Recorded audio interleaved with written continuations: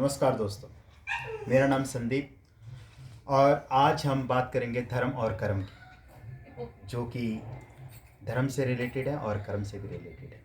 तो हमारे साथ आज आचार्य पंडित जी श्री सुनील कुमार जी हैं। आपका बहुत बहुत अभिनंदन और स्वागत है। धन्यवाद। तो पंडित जी और आचार्य जी, जो भी आपको बोला जाए, हमारे लिए तो आप गुरु समान।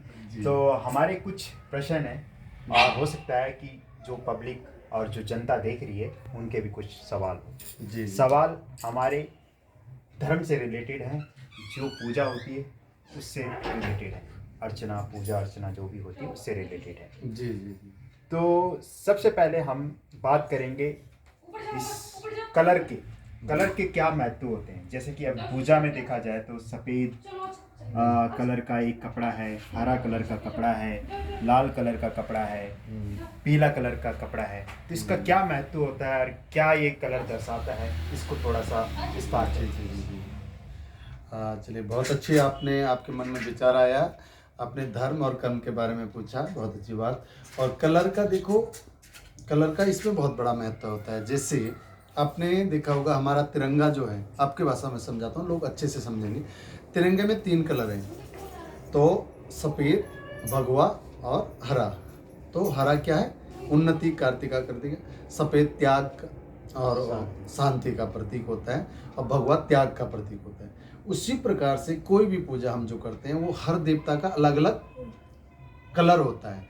जैसे नवग्रहों में सूर्य भगवान का लाल रंग, चंद्रमा का सफ़ेद, मंगल का लाल, बुध का हरा, देवगुरु बृहस्पति का पीला वर्ण है और शुक्र ग्रह का, उनकी आकृति स्टार के जैसी है और उनका भी सफ़ेद रंग है।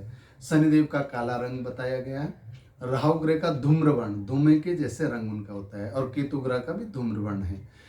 यहाँ पर जो 4 स्तंभ बने हुए हैं उनका विशेष महत्व है। सबसे पहले हम बात करते हैं ब्रह्म स्तंभ की, इसको बोलते हैं हम ब्रह्म स्तंभ, सफ़ेद वाला जो होता है। तो सफ़ेद वाले में ब्रह्मा स्तंभ, ये पूर्व और उत्तर के कोने को ईशान कोण बोलते हैं, वहां पर ब्रह्मा जी का स्तंभ स्थापित किया जाता है। और ईशान कोण के जो अधिष्ठात्री देवता कहे जाते हैं वो ब्रह्मा जी होते हैं। आपने देखा होगा ब्रह्मा जी क्या करते हैं? सृष्टि करने वाले हैं।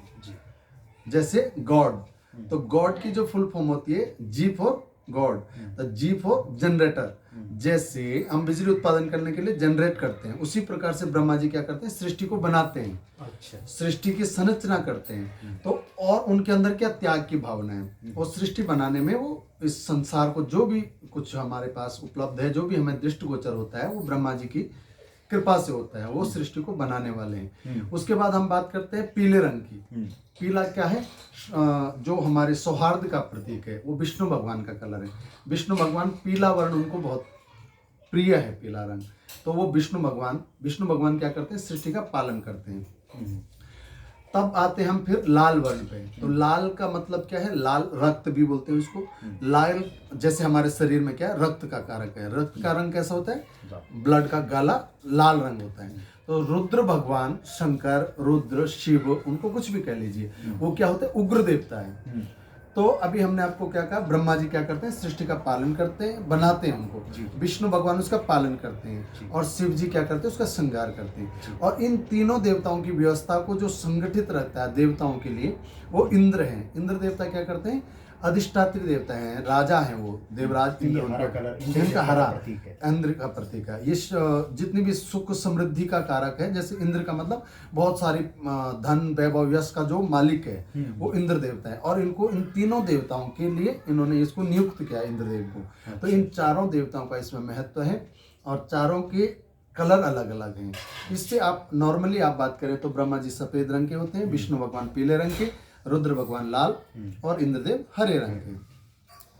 अब हम आगे जो ये भद्र मंडल आप अब हमारे जो है इस मंडल को लेकर के कुछ क्वेश्चन हैं जो कि हर एक मतलब जो लोग होते हैं वो इंटरेस्टेड होते हैं कि हाँ इस कलर मतलब कलरफुल दिख रहा है। मेरे नॉर्मल एक जनरेशन है जो आजकल की यूथ है, वो इस कलर का महत्व नहीं जानती है। उसको लगता है कि ये कुछ ड्राइंग टाइप की कलाकारी कर रखी है, बट एक्चुअल में उसके पीछे भी कुछ महत्व होता है प्रत्येक कलर का। जैसे आपने बताया सफेद का अलग महत्व है, पीला के अलग महत्व है, लाल का अलग महत्व है, हर एक अलग महत्व है। तो जी जी जी। जो आपने ये डिज़ाइन बनाया है, जिस प्रकार से आपने मतलब जैसे भी आपने ये चावल रखे हैं, जैसे आप ये सफ़ेद चावल रखे हैं, काले चावल रखे हैं, हरे चावल रखे हैं, लाल चावल रखे हैं, और रंग बिरंगे जैसे इसमें हरा, सफ़ेद, काला, सारे जो रंग बिरंगे चावल हैं। जी तो जी। ये जो चावल बने हुए हैं और जो ये कलर हैं और जिस प्रकार से आपने आकृति दे रखी है इसकी, तो इसका क्या प्रतीक है और ये क्या दर्शाता है, इसको भी थोड़ा सा विस्तार पूर्वक समझाएं। अच्छा, देखिए एक स्वाभाविक सी बात है, आपके मन में अच्छा प्रश्न आया कि ये क्या है। जब हम कहीं भी जाते हैं तो नई यूथ के मन में होता है कि ये शायद ड्राइंग कर रहे हैं, ये कोई डिजाइन बना रहे हैं। बिल्कुल बिल्कुल। और हमारी आपको भी आज ऐसे, हाँ जी की जी, जनरेशन को अगर हाँ जी, देखेंगे जी। तो वो सब यही सोचेंगे कि हाँ, हाँ, इन्होंने ये कोई नॉर्मल drawing- कलरफुल, ताकि पूजा थोड़ी सी अच्छी लगे हाँ, और attractive लगे या कुछ, अट्रैक्टिव, हाँ। मतलब ये हाँ। देखा जाता है लोगों का आजकल क्या है कि हाँ। अट्रैक्टिव लगे, तो इस वजह से वो बनाते हैं। लेकिन इसका इससे कोई लेना देना नहीं है। ये जो एक एक चीज है इससे प्रमाणिक होती है। अच्छा। ये इसमें कई तरह के मंडल चक्र बनते हैं, और जैसे नवग्रह मंडल चक्र हो गया, सर्वतोभद्र जो हमने बनाया है इसको बोलते हैं सर्वतोभद्र मंडल चक्र। अच्छा अच्छा। इसमें हर स्थान पर देवताओं का वास होता है। जी जी। और हर देवता का जो, जैसे अभी हमने आपको कहा कि देवताओं के अलग अलग कलर होते हैं। जी। इसमें आपने देखा होगा ये जो सफेद रंग है बीच में, वहां पर ब्रह्मा जी की स्थापना होती है। फिर सोम, जहाँ पर आपने कलश लगाया, कलश रखा हुआ है। अच्छा अच्छा। उसी के बगल में सोम, सोम बोलते हैं चंद्रमा को, चंद्रमा। उसके बाद एक 4 कोने हैं, 4 कोनों के 4 स्तंभ है। जी जी। तो मैंने आपको पहले भी बताया कि पूर्व और उत्तर का जो कोना होता है उसको ईशान कोण कहते हैं। वहाँ ब्रह्मा, फिर ये विष्णु, रुद्र, फिर इसी प्रकार से 10 दिशाएं होती हैं। नॉर्मली सब लोगों को क्या पता है कि 4 दिशाएं होती हैं, लेकिन 4 दिशाओं के साथ साथ 4 अलग उप दिशाएं होती हैं और एक ऊपर नीचे। तो कैसे? सबसे पहले जिसको हम ईस्ट बोलते हैं उसको पूर्व दिशा बोलते हैं। अच्छा। वेस्ट उसको पश्चिम दिशा बोलते हैं जी। नॉर्थ और साउथ उत्तर और दक्षिण हो गया। लेकिन इनके चारों के बीच में एक एक कोना होता है, उसको बोलते हैं हम ईशान, आग्नेय, नैऋत्य, वायव्य। अब ये 8 हो गई। अब बोलोगे 2 कहाँ हैं? तो एक ऊपर आकाश और नीचे धरती। ये तो हमें आज ही पता चला कि 10 दिशाएं होती हैं। वैसे यूजुअली हम लोगों को यही पता है 4 दिशाएं होती हैं। 4 दिशाएं होती हैं, लेकिन 4 उप दिशाएं हैं और एक ऊपर आकाश, नीचे धरती। ये 10 दिशाएं होती हैं। तो 10 दिशाओं के 10 देवता होते हैं। जैसे पूर्व के जो अधिष्ठात्री देवता है वो इंद्र भगवान है जी।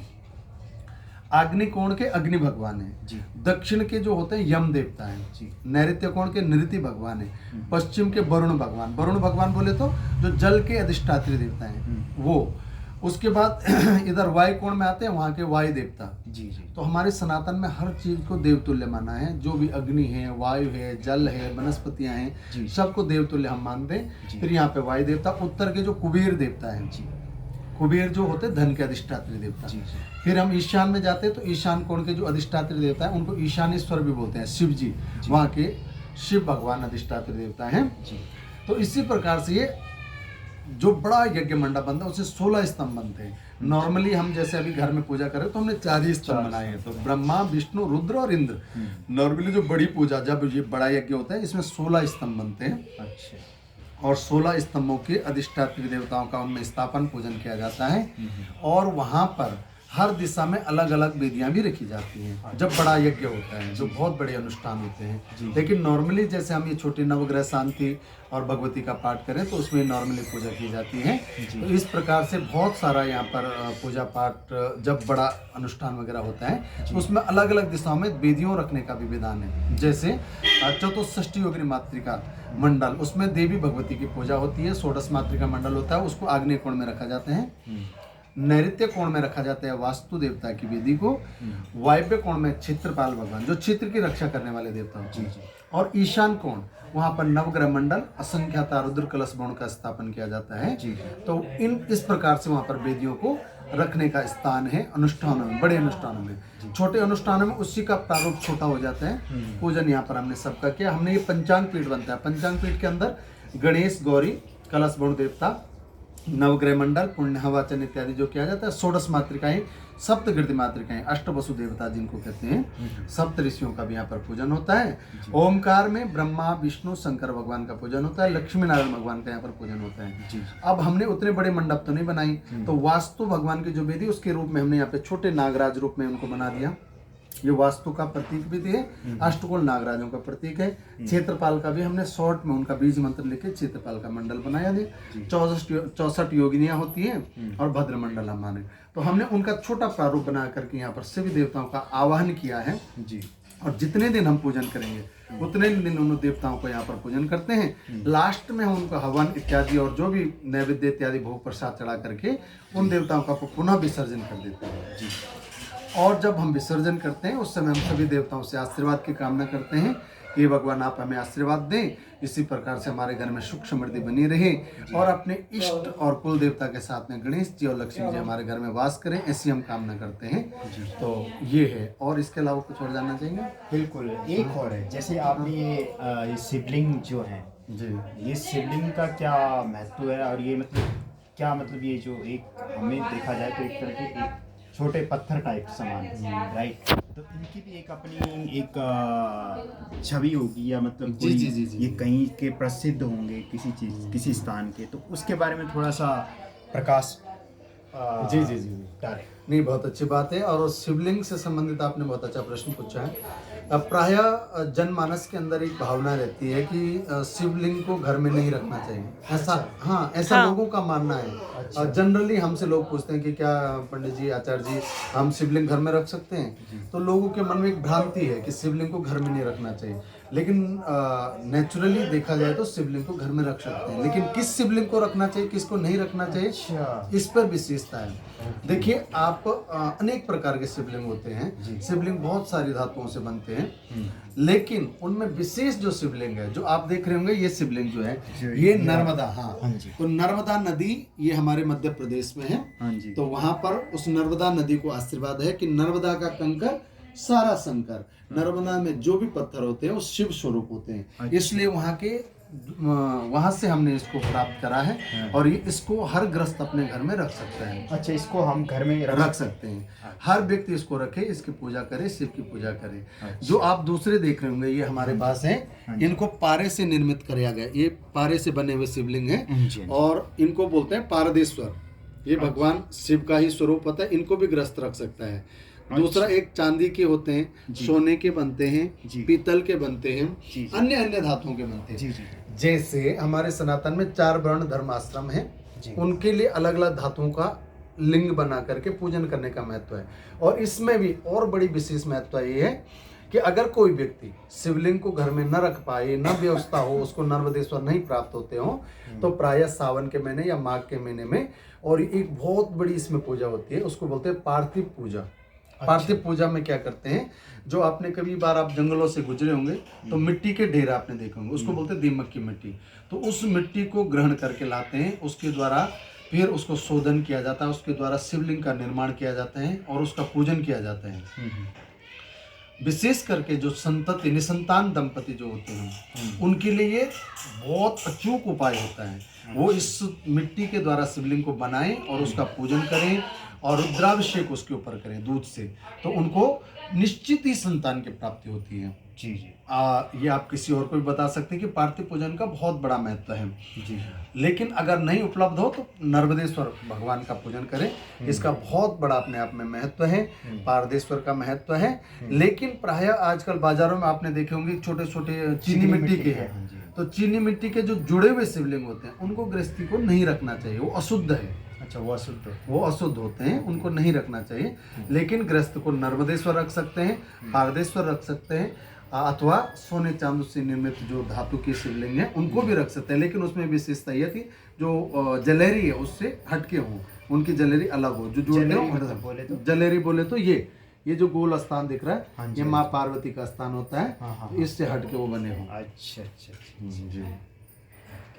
तो आज जितने मेरे सवाल थे तो लगता है मैं उनसे थोड़ा बहुत कुछ सीखा हूँ और मुझे आज पता भी चाहिए, जैसे कि आपकी दिशाएं बताई आपने। जी। और दूसरा, आपने शिवलिंग के बारे में बताया कि भिन्न भिन्न प्रकार के शिवलिंग होते हैं और हर एक शिवलिंग का अपना एक महत्व है। तो मैं जब मेरे को ये पता चला तो हमारी जो वीडियो देख रहे होंगे जो दर्शक होंगे तो उनको भी ओब्वियसली इसके बारे में नहीं पता होगा, और पता भी होगा तो वो अपना कमेंट के और ये टिप्पणी के जो जरिए हैं अपना बताएंगे। तो बट जो भी आज का ज्ञान था मेरे लिए बहुत ही रोचक रहा और बहुत ही अच्छा रहा। तो बहुत धन्यवाद बहुत संदीप जी, आपके मन में बहुत अच्छा प्रश्न था। आशा करता हूँ ऐसी जिज्ञासा बहुत सारे लोगों के मन में रही होगी, और मैंने जितना मेरे से हो पड़ा मैंने अच्छे से समझाने का प्रयास किया।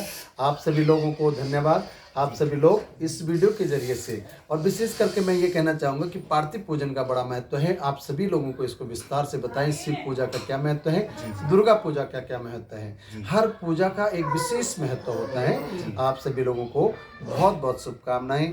धन्यवाद। धन्यवाद।